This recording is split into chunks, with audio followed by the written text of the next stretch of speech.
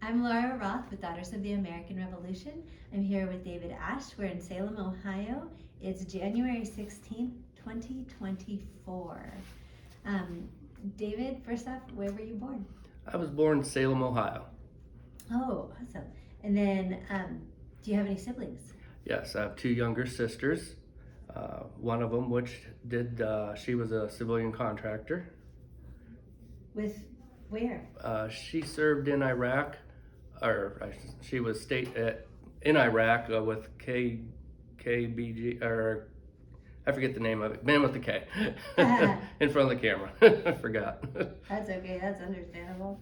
Um, what are all of which branch did you serve in? I started off in the Navy, where I was a hull tech. I was on the USS John F. Kennedy. Was in the Gulf of Sidra, where Muammar Gaddafi tried to seek revenge on us that fateful year in 1986. Of course, we stopped him. Then from there, I was in the Navy Reserves for a short bit. I then went to the United States Army, where I wanted to try out for Special Forces and was selected, but I quit to get married and became 11 Mike Mechanized Infantry. From there, I went back into, after that enlistment, I told them I didn't want to be infantry, that I wanted something that I could use when I got out. And they said okay, but when it come time to re-enlist, they said no, too much rank, you're going to Korea. And I said no. I'm going to say no nicely here on the camera. Then I went back into the Navy Reserves as a corpsman because I got my EMT on my own, and that assisted me to get my corpsman in the Navy. And then from there, they said I had too many years in service because it was hard to make rank. So I transferred from the Navy to the Air Force as a med tech. And rest is history. I finished off and retired in 2013. Loved every minute of the military, everything I did. Everybody asked me what was your favorite. I said it all was, because as I got older, it got easier. That would help. Man, there's a lot to unpack there. So, when you switched between branches of the military, you didn't have to do basic for Navy. I did Navy basic, then I had to do Army basic training, and I was supposed to report directly to airborne school after basic training. I wasn't supposed to do my my AITs, and they didn't believe me, so that made me late getting to my airborne school, which made me late getting down to Fort Bragg. But that's okay. I ended up getting married and reclassifying. But then when I went back into the Army to go 11 mechanized, I had to go back again for the Bradley school, so they put me back in with the basic trainees again, which was very fun. Tell me about that. Well, I got in there, and the drill sergeants were going through my file, and this so happened to be that because of my Navy enlistment was an 8-year enlistment, and my first Army enlistment was 3 years, they overlapped and they were off by 2 days. So when they were going through the file, I had a Navy honorable discharge. I forget exactly what the day was. Let's say June 1st, and then I had an Army discharge. It said June 3rd. He just put it together real nice and neatly and said, just find a bunk and leave us alone. I ended up helping them with their infantry school, and had a lot of fun doing it. Oh my gosh. Even though technically you were supposed to be in the school? Well, the school didn't start until after they were done with basic training. Sure. That's when, so I was there early before the school started. I see. Oh my gosh, that's so funny. Gosh, I don't even know where to start. This is so fun, having so many different experiences. So your wife, did she ever travel with you on deployments? No, not on deployments. She went with me to Fort Stewart, Georgia, where I was stationed with the cotton balers before they were the 24th Infantry. Now it's the 3rd Infantry came from Germany and took over down at Fort Stewart, if I'm correct.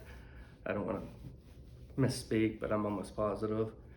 But that's the only time she went.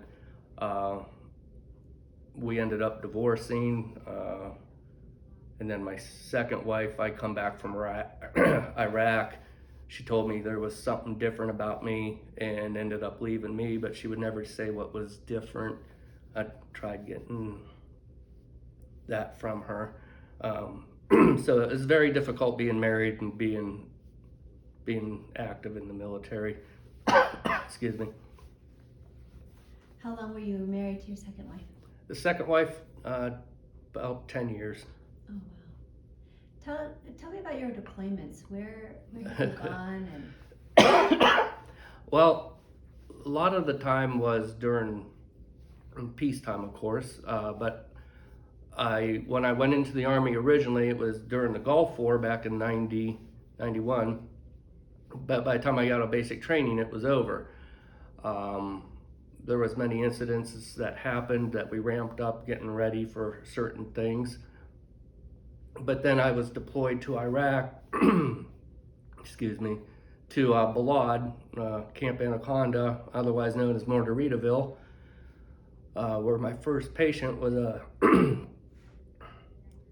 10-year-old that was shot in the head.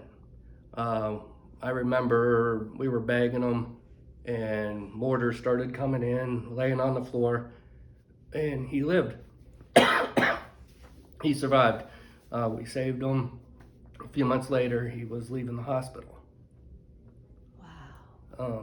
wow. I worked in the ER in Balad. Is that one of your Yeah, that causes me at night to. The wife has to calm me down. I have to try to find. I'm trying to find supplies to try to save the soldiers, save the kids. One night we had a women's shelter blown up, 50 women and children. So it's not always the American soldiers that were taken care of. It was also the insurgents, which we took care of them. I had to let them know that, hey, we're here to help you and we're not the bad guy. Yeah, absolutely. And then I was then deployed to Germany, to Ramstein, where I worked in the CASF, because I wanted to see where I was sending them to. I'm sorry. Water? If I could get a drink real quick. Absolutely. I'm sorry. Give me 1 second here. Fine.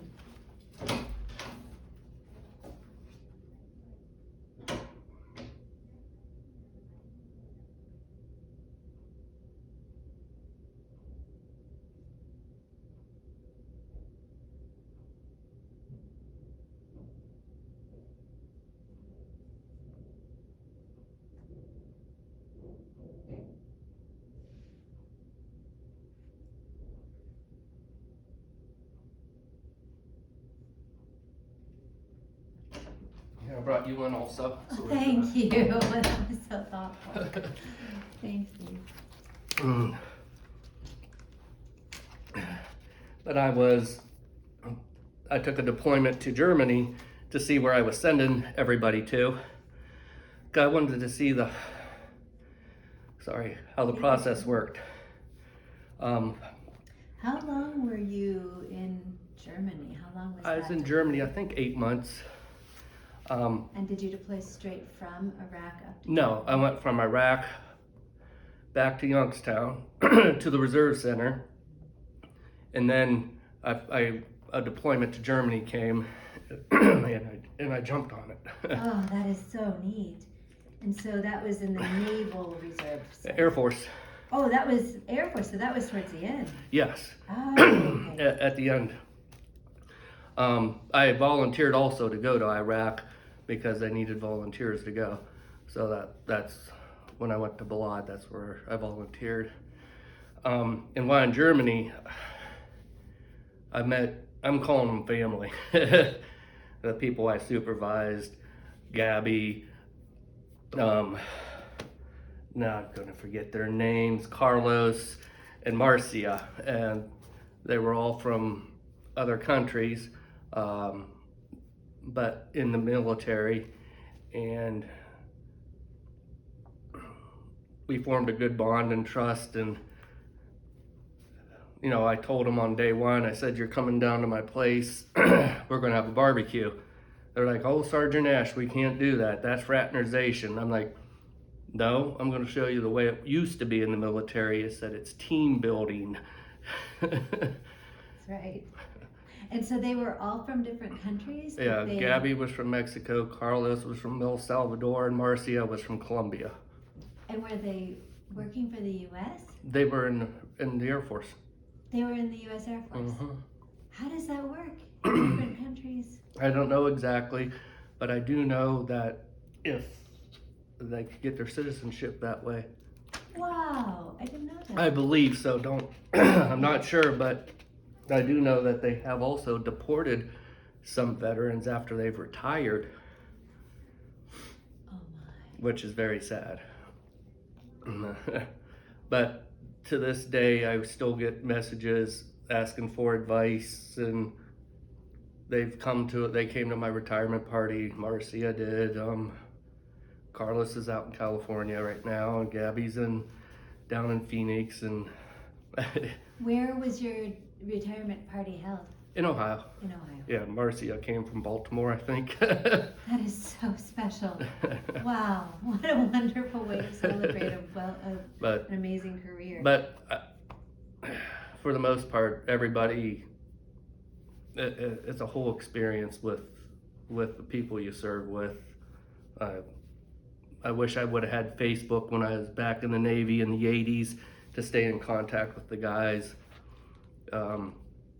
Same with the Army, but I've been to I think 52 or 57 countries just from traveling around with the ship and going somewhere in Egypt with the Army for training, but my only two deployments was Iraq and Germany. And those were both at the end of your Yes. career? Yes. Wow. The countries that you visited, tell me about your favorite memories. Tangiers, Africa. I remember I took a tour. I did all the tours while I was single, spent all the money because I never knew if I was going back again or not. I remember going to some restaurant. We went on a tour group, and they stuck their smelly arm in front of me and had a big platter and was plopping the food down. And then I got this bowl of black soup. It was good. I learned, don't ask what it is, just eat it. But it was great. I would eat it again. So one thing I tried to do was always eat food overseas instead of American food, just to get the culture. Absolutely. Yeah, I always tell my kids the same thing. Just Yeah. soak it up while you're there. Tissue, sorry. Absolutely. What was your favorite part of the military lifestyle? When you first joined the military, what was the easiest part for you to get used to? And what was the hardest? The easiest part, well, that was back in the day when I was fit, so I thought the PT was easy. I mean, I had nothing, that wasn't nothing but a thing. I'd run like the wind and climb, and the hardest part was getting used to being away from the family. That got easier over time because the people I was with, if you're with a good group, they become your family and your support. But I had a great support system at home with my parents and my younger sisters. If I needed to call, or when I was able to call, I always called my mom when I was in Iraq. If I had something bad happen. I was actually on the phone with my sister one time when the mortars were falling in. I'm sure she was panicking. I continued talking so she knew I was okay. What year would that have been? Iraq was 06. Man. Germany was 2011, 2012.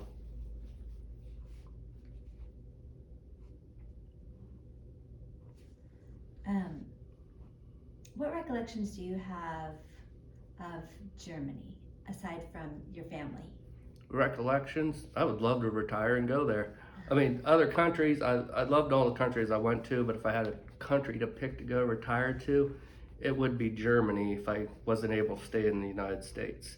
Just their culture, their country, the way they kept their roads was amazing. I never saw one pothole, even on their worst road. Wow.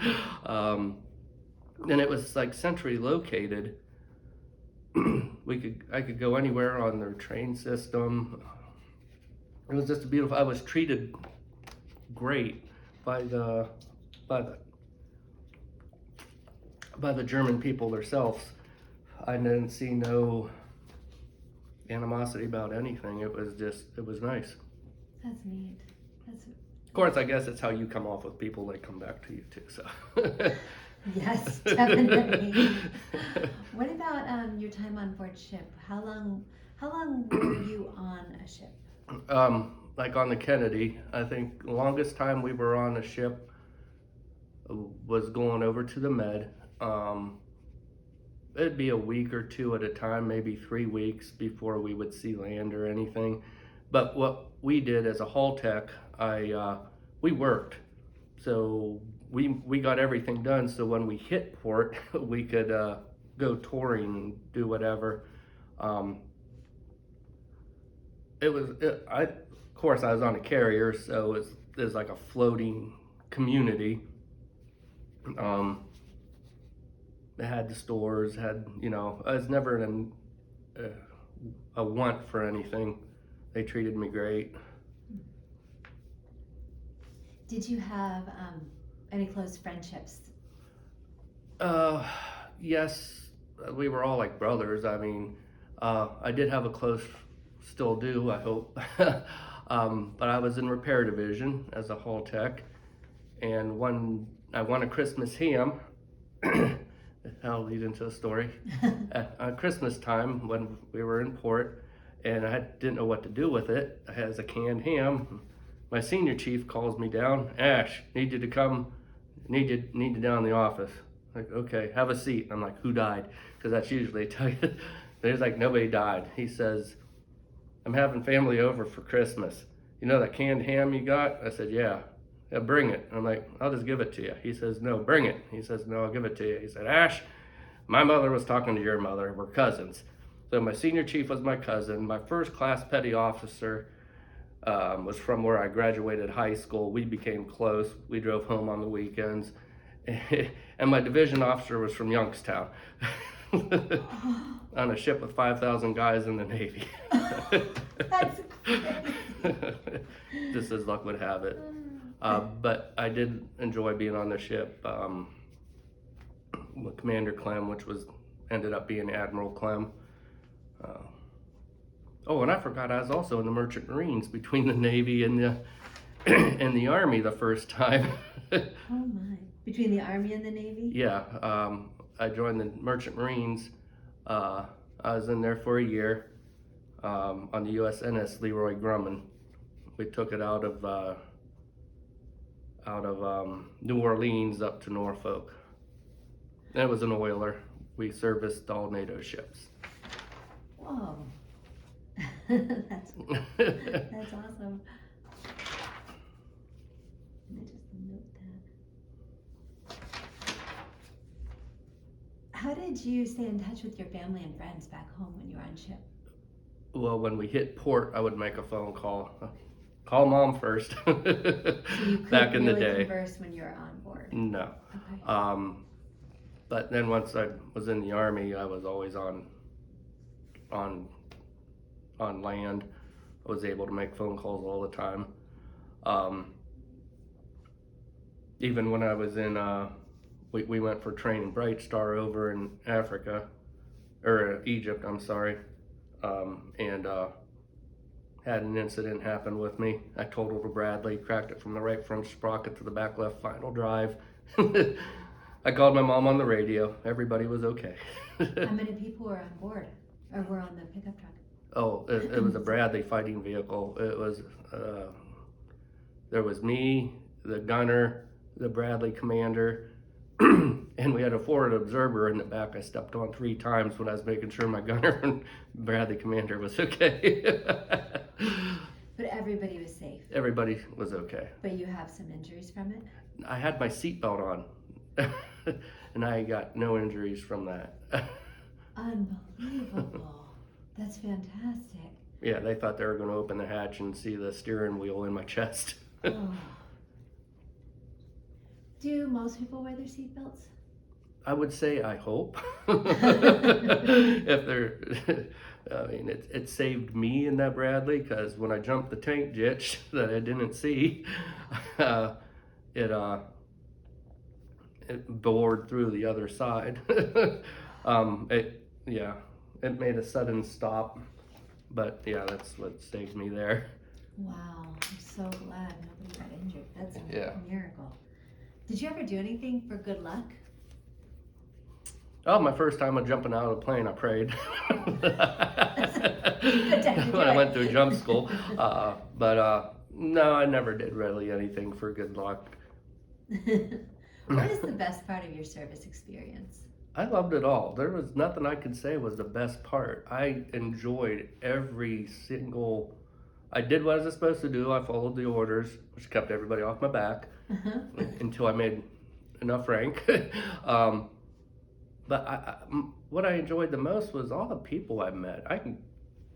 My friend I was in Iraq with, he actually married me and my current wife. You're kidding. Yeah, he came. I dropped everything one day. He said, I need help. I put in vacation, went and moved him from Illinois down to Alabama. Yeah, and then he ended up, because he's ordained, he worked in the CASA, I believe, in Balad. I was in the ER. And I saved him one day because he was so dehydrated. He says, I saved his life. I said, all I did was give you an IV. But yeah, he came and he married me and my wife. Oh, that's beautiful. Do you recall the day your service ended when you retired? Yes, it was sad. They brought goats. Well, that's because there's one day we were doing files at the base. They had just a few of us up at the reserve center going through in Youngstown, and we always talking about animals. And somebody brought in a monkey one day, and I always had videos of my goats. So somebody brought goats, and they were in a pen. So I had to get in the pen with the goats, and they were all little pygmy goats. They were jumping on me, and it was fun. That's so cute. Okay, why did you have pictures of goats to begin with? Okay, I had a potty trained goat. You're kidding. As a pet? As a pet, yes. It would go to the door, and it'd go out. Oh my gosh. Yeah, I never thought goats would get jealous. We thought it needed a friend. She was fine by herself. But yeah, it was just an inside joke thing up at the base. That is so cute. And then when was your retirement party? It wasn't the same No, day? it wasn't that same day. It was a few days after, the following weekend. I had to schedule it for work and everything. Man.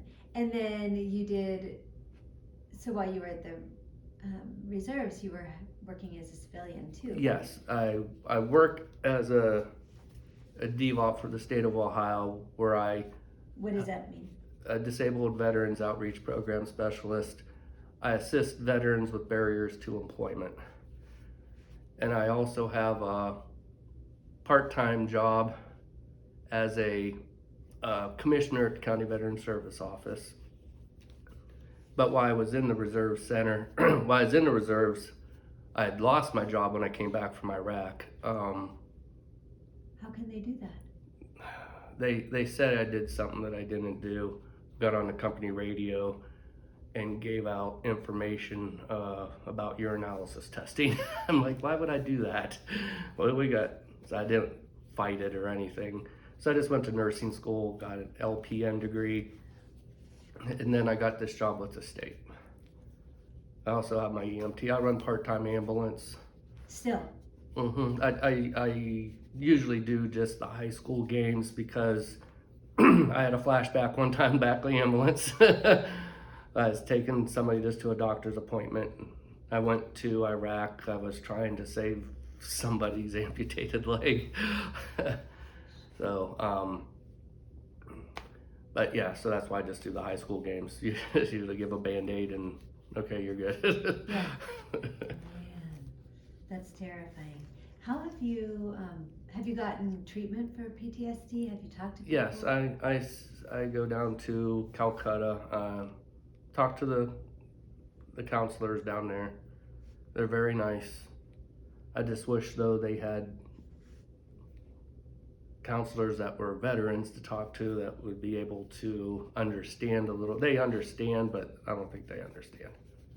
Do they have do they have any? I don't know if the VA around here, do they offer like talk therapy like in a group setting so you can't talk to other vets? I believe they do, but with my work schedule here and my activities after work, where I'm a commander. Sorry, geez. Commander of the DAV. I'm a commander of a 40 and 8, chef de gras. I'm a chaplain at the AMVETS. I'm a master at Masonic Lodge. I'm a senior warden at another one, and a chaplain at another one. I try to stay busy. Do you ever talk to your brothers in all those groups? Like, Oh, yeah, yes. There's. so you have informal. Yeah, we have little info. We talk and. Does it help? Oh yeah, yes. That's great. Yeah, if it wasn't for those groups, I probably might be pushing daisies. I don't know. Unfortunately, that's far too common. Yes. Did you get any help from this GI Bill for your education for the LPN? I did get help. They were. What did it cover? It covered like a monthly stipend for me. And then when I hit 100%, because I went actually through for the LPN, I went through MCTA, which is in Columbiana County. They paid for my LPN school, but then my wife decided during midterms that she said she's leaving me, the one that said I was different from Iraq. So that didn't go over good for that test. So I got a student loan, and then that's when the VA assisted in helping me. And then when I hit 100%, they actually paid off my student loan. Oh man, that's wonderful. Do you feel like service affected the way you interact with people? Yes. How? I used to be very calm, couldn't talk to anybody, I'd be backwards. Then I got ran over by a car in a crosswalk while I was on a naval base, totaled the car and put me out of service for a while. I was supposed to sing a national anthem at a baseball game in Boston that weekend, but it made me realize, you only live once, so get out of your shell. And that car really broke your shell. It broke a lot of things. Wow, what an unbelievable way to change who you are in a good way. Do you feel like it's for the best? Yes. That's really neat. I know you've joined veterans organizations, but what about reunions? It's sort of hard right now because I am working. There was some reunions for the John F. Kennedy. They just recommissioned, I think, a new Kennedy. But I would like to go to some, but it's just hard to get out. Maybe once I fully retire, I don't know. This job I have now, I keep saying they're gonna have to drag me away from it in a body bag because I just love my job so much. That's a gift. That's such a gift. How did your military service experiences affect your life?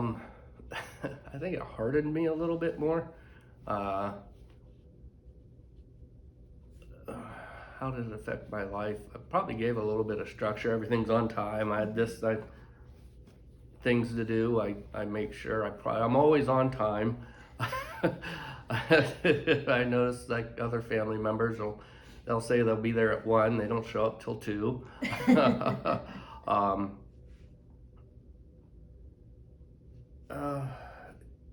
Made me just seeing things like, even being out in the ambulance, I have empathy for people, but if they have like a little laceration, I'm like, get over it. I know how people look with blown off legs, It changed me a little bit that way, but I still treat them like every patient like they're my mother. So. That's awesome. Here's a good retrospective one. What are some life lessons that you've learned from your time in the military? Don't take anything for granted. You never know what can come one day to the next. Take advantage of every opportunity you can take. They ask for a volunteer, do it, because you don't know what it's going to be. They need volunteers to drive bus. Raised my hand, the only one. Here, I was driving bus during base cleanup. They were all out in the heat and the rain while I was in the air-conditioned bus. Driving them and dropping them off. Okay, I've done a lot of interviews. Almost all of them say, never volunteer for anything. You're literally the first person who said to volunteer for everything, and I love that attitude. That is fantastic. Well, you don't know what it's going to bring. Right. What advantage, like that was in 96, 2011, that bus driver license I had. I was driving the bus on the Audubon, taking the patients from Landstuhl back to Ramstein and Ramstein to Landstuhl. Wow. It totally opened your eyes. You got to see a lot more of Germany too. Oh, we rented a car. We did Euro trip. That's so much fun. How has your military service impacted your feelings on war and the military in general? On war,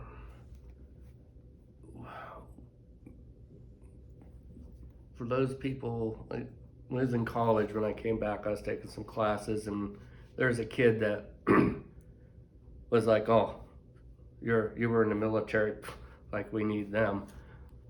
Well, if it wasn't for the military and us being in Iraq, keeping the bullies over there, bullies would be over here bullying us, I guess is a good way to put it.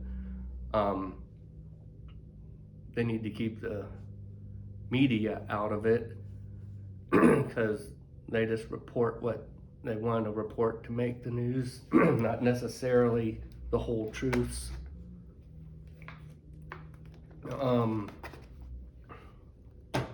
What was the question again?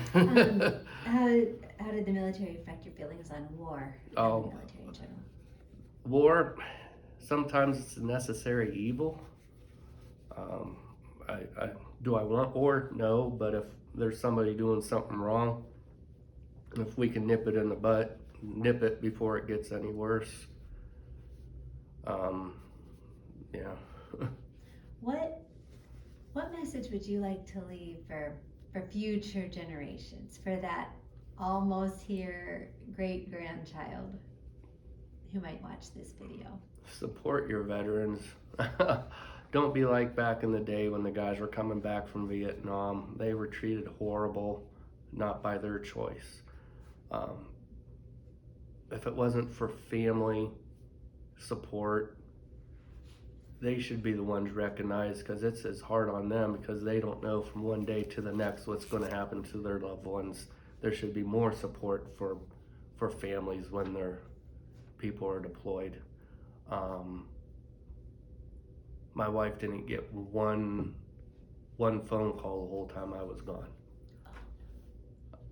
Except for me. I mean, the base, somebody should have contacted her. While you were in Iraq? Mm-hmm. But for my future grandkids or great grandkids, just know I loved it. I love you, even I don't know who you are yet. yeah, and but it is what you make of it. If you're going to be someone that goes in and you have a chip on your shoulder, it's going to be very difficult. But the military can be very fulfilling. If you go in, it sucks the first couple of years because you're a lower rank. You get, like with anywhere else, you got to work your way up. If you can do that, it's great. But also for the reservists, when I was going through nursing school, yeah, they said they'd hire me, but I would have to find somebody to fill my position for my weekends. That's not how it works. It's very hard getting a job when you're in the reserve sometimes. Excuse me. Harder than a lot of people think. And the veteran, I feel sometimes is the word of the day. Yeah, veteran, veteran, veteran. But when it comes down to it, they're just thumping their chest. That's good to know. If any of your kids, grandkids were interested in joining the military, what advice would you give? They do it. Do a career that if you did not enjoy the military, do something they train you in that you could do in the civilian world. Like you go to college, take up X-ray. You have to pay for each course to do X-ray or do CAT scan or do CT or MRI. I mean, but in the military, they teach you all of it. When you come out, Ohio, you have your certifications, you can go right to work. It's already paid for. You don't have the debt. Yeah. Oh no, that's such great advice. Is there anything you'd want to add that we haven't covered? Any stories, things, any funny stories that might be like, oh, I really love this? If I would have thought about it beforehand, I probably could have come up with some. You'll think of them at 2 a.m. Yes, at 2 a.m. I'll give you a call. I just had so many enjoyable memories. Yeah, there was the bad ones. You always have bad, but I had way more good memories. I enjoyed just the people I met. Like I said, I call my brothers and sisters. I see green and blue. I don't see black and white, or yellow or red. I see everybody as equals. I just enjoyed. When I was over in Germany, because I'm a Mason, like George Washington, our first president. And lots of our founding fathers. And lots of our founding. There's so much history. We would meet at the cafeteria or at the BX, and for lunch every day we had guys from the Marine Corps, guys from the Army, guys from the Air Force. And they were all Masons? Mm-hmm.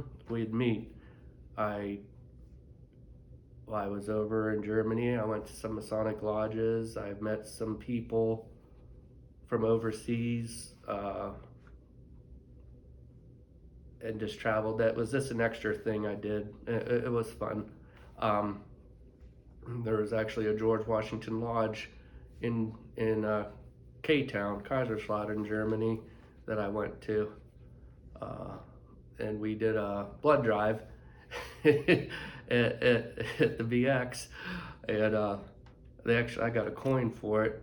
So I was there in uniform. I had a blank clipboard, and as the guys were walking in uniform, "Hey Jones, yeah, go stand in that line." They said they never had so much blood donated. That's awesome. That's so But yeah, cool. the one, Kevin, he ended up being the crew chief for Air Force 2 when he came back to the States. Kevin Gordon, yeah.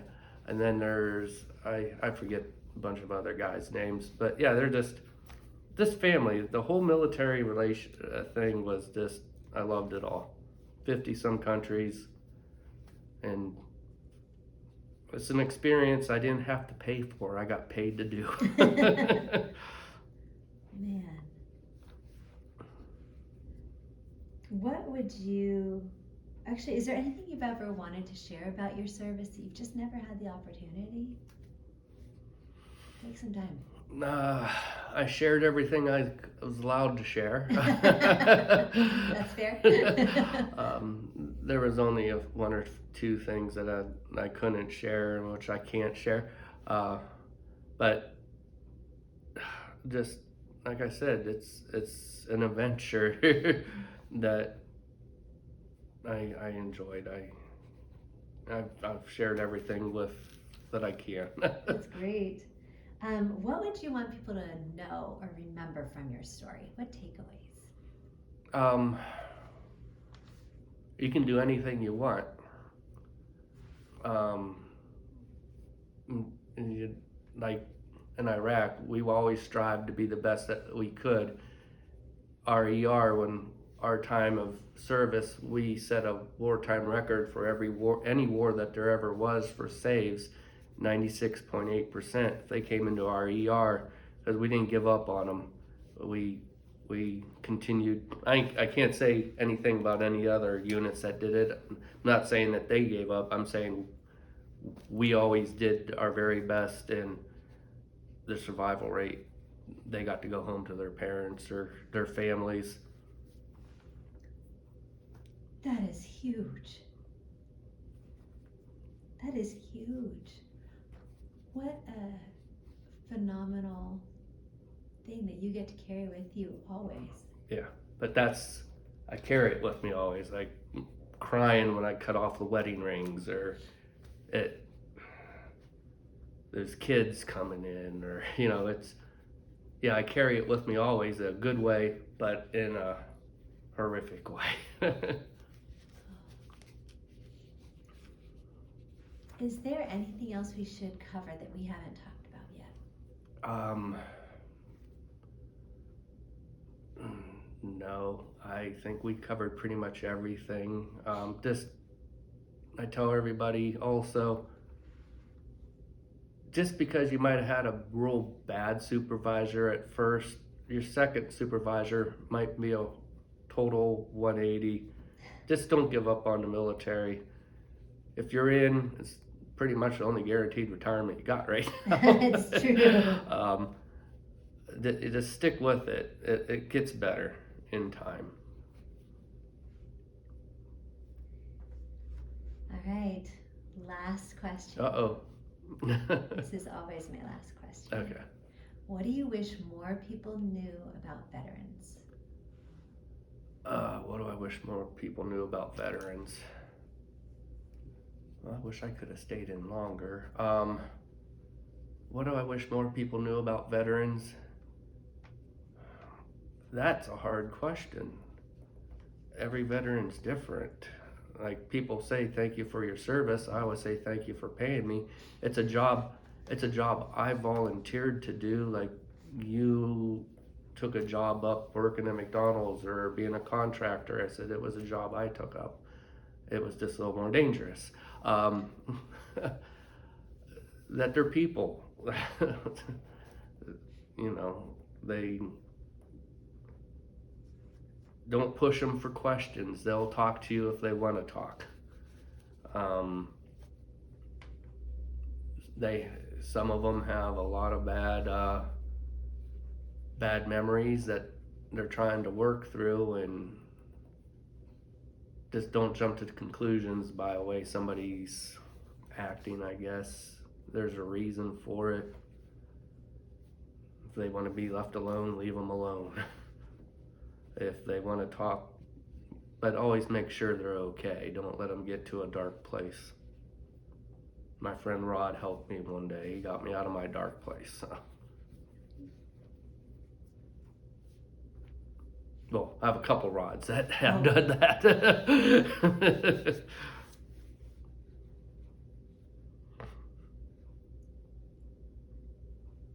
And always be there for each other.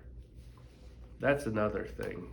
Always be there. If you're a veteran, be there for another veteran. Join the veterans organizations. Don't let them go down. They're going downhill. They need members. And without the membership, they're supporting each other. you might not know what's available to you or for you.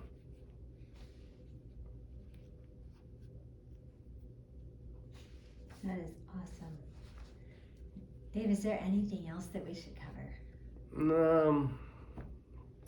Not that I can think of. Any other stories that maybe be milling about in there? Oh, I have whole kinds of stories. I'm just fortunate I work with nothing but veterans right now. They're my support group, whether one way or another, they don't know it. And I'm their support group. We're always talking with each other. Just,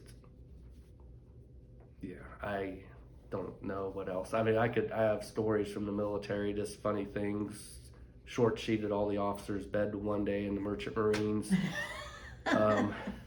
Yeah, we were somewhere, I forget where, but it was April Fool's Day, so I short sheeted every single one of their beds, except the captain's. That's funny. You know,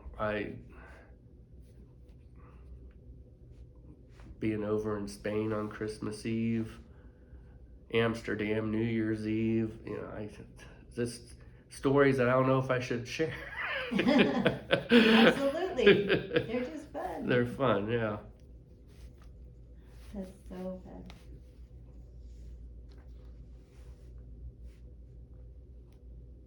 That's awesome. All right, anything else? No.